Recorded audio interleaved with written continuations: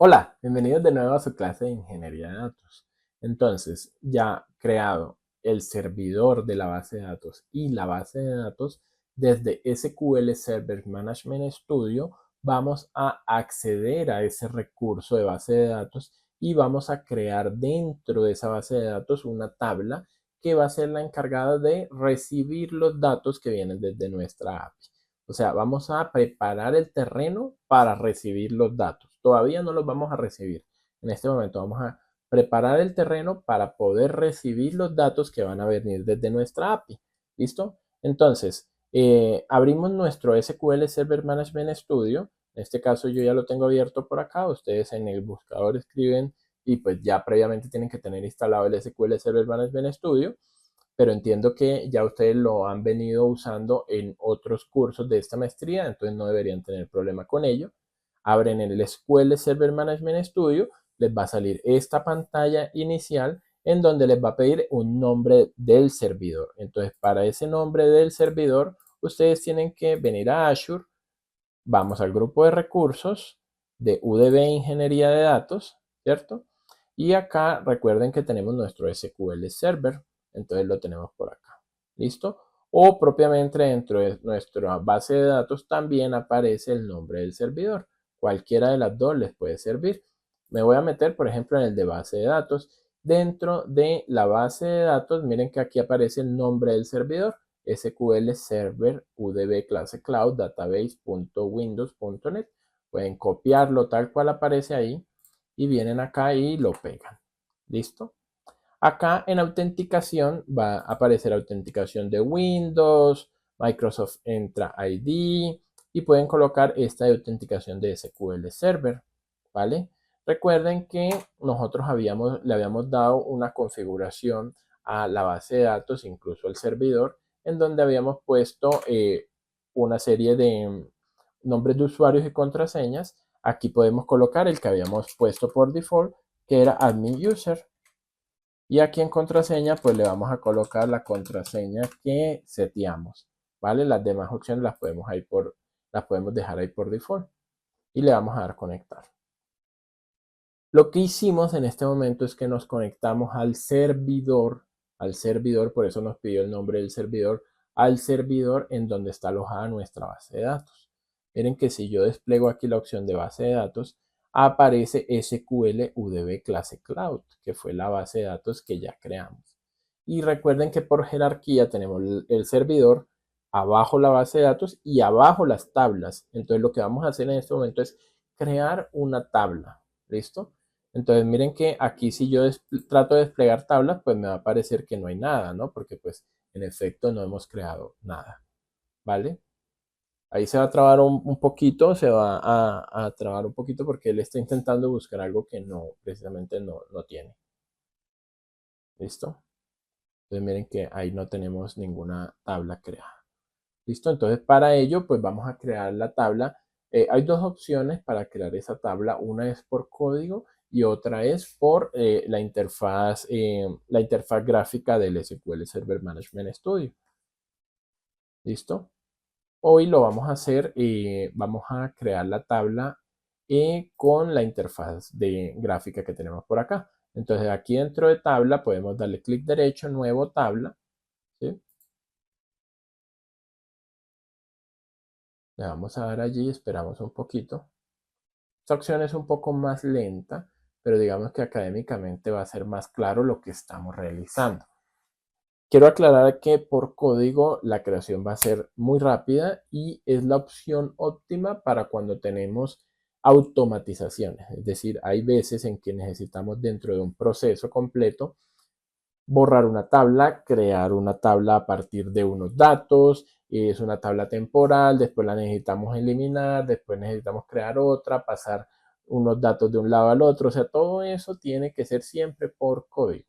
Es decir, cuando hacemos cosas automáticamente y que se necesita que todo se ejecute una cosa tras de otra, tras de otra, tras de otra, en determinado momento del día, a determinada hora, sí o sí tiene que ser por código, no vamos a hacerlo a mano como en este caso, porque pues no va a haber una persona a las 2 de la mañana creando tablas que se necesitan dentro de un proceso.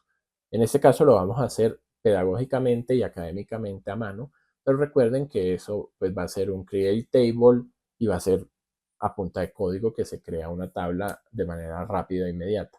¿Listo? Entonces, allí con esta interfaz podemos colocar dentro del nombre de la columna, podemos colocar ID, ¿cierto? El tipo de dato que vamos a ocupar para ese ID, que en este caso va a ser un entero. Entonces lo podemos setear por allí. Podemos setear el tipo de dato entero, ¿sí? Vamos a colocar también el nombre. Dentro del nombre podemos setear que sea un nvarchar como tal de 100 caracteres, puede ser, por ejemplo. Entonces lo buscamos por aquí. Lo buscamos por aquí. Aquí está, un nvarchar de 100 caracteres. Le podríamos colocar dentro del nombre. Por aquí vamos a colocar la descripción, ¿sí? En la descripción también puede ser un nvarchar de 100, la podríamos colocar allí. O podría ser más, ¿no? Un nvarchar de 1000 podría ser. Sí, porque recuerden que las descripciones son un poco más grandes. Un poco más grandes, lo podríamos colocar de 1000 si quisiéramos, ¿vale? Entonces también vamos a colocar el City Capital ID. Recuerden que esos eran los campos. Estos campos que estoy seteando en este momento son justamente los campos que veíamos en el conjunto de datos, hablando propiamente del conjunto de datos. ¿Listo? Entonces, City Capital ID, ese City Capital ID lo podemos colocar como un entero.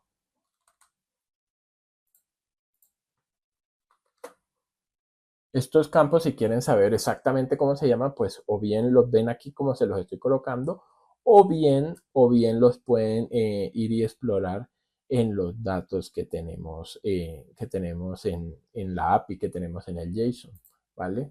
Entonces por aquí podemos poner la superficie.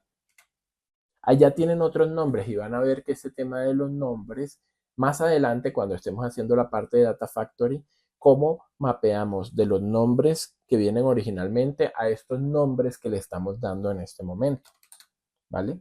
Listo. Por acá la superficie lo podemos colocar de manera flotante.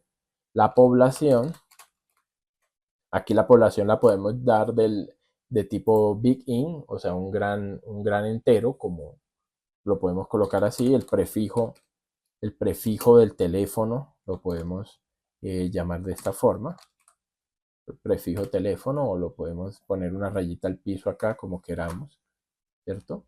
Ese prefijo teléfono, pues los teléfonos no tienen mucho más que, lo podemos colocar como un char de 10, ¿sí? No tienen mucho más caracteres que 10 en la mayoría de países, en la mayoría de lugares, ¿sí? Y menos si es un prefijo. Recuerden que el prefijo apenas aparece como un numerito allí. Y el ID país, ¿sí? El ID país también lo podemos colocar como un entero.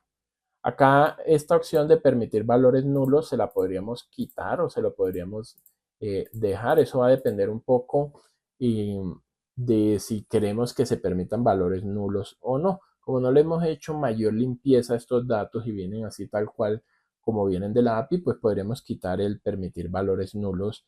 Lo podríamos quitar, o como les digo, lo podríamos dejar, ¿sí?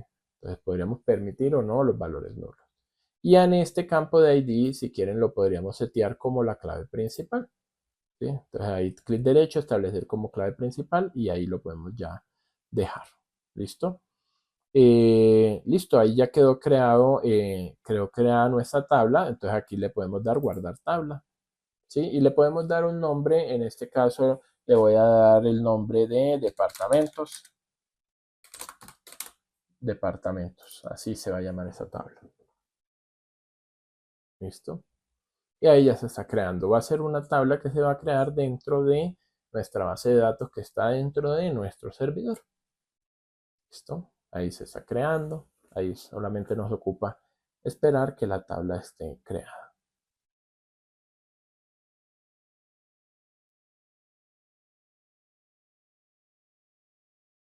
Listo. Entonces, si ustedes se fijan, ya podemos cerrar por aquí este asistente que teníamos por acá. Miren que dentro de SQL Server UDB clase Cloud está SQL UDB clase cloud, que es nuestra base de datos, SQL DB UDB clase cloud, y dentro tenemos la tabla dbo.departamentos. Miren que si yo le doy un clic derecho a esta tabla y le doy seleccionar las primeras 1000 filas, pues en efecto va a estar vacío porque todavía no tiene datos. Mírenlo allí, ¿sí? Pero tiene justamente los nombres que seteamos en la creación de la tabla. Estos nombres y esta tabla nos van a servir como recipiente de los datos que van a venir de la API, ¿vale? Y eso lo vamos a hacer en el siguiente video. Entonces, muchas gracias por asistir. Nos vemos en el siguiente video, que ya es la parte final que vamos a hacer con Data Factory, ¿vale? Hasta luego.